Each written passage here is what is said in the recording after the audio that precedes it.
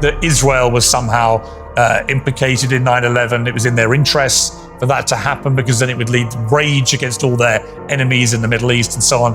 But do you tackle that kind of conspiracy theory in the series? Benjamin Netanyahu on camera right after said this is a good thing because it brings the United States into a conflict that we've been involved in on an existential level for decades. He said that out loud.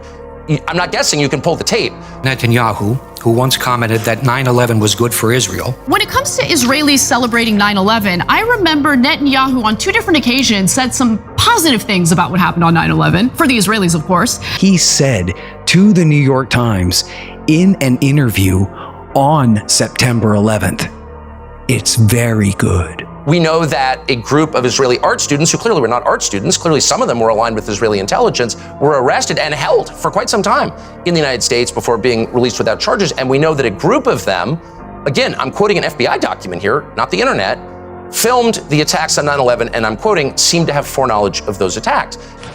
It began when this woman was watching the Twin Towers burning from her apartment in New Jersey.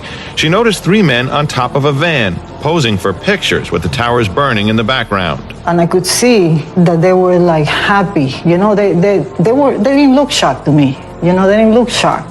I thought it was very strange. The witness called police, who stopped the van hours later and arrested 5 men. All 5, it turns out, were Israeli. They were turned over to the FBI.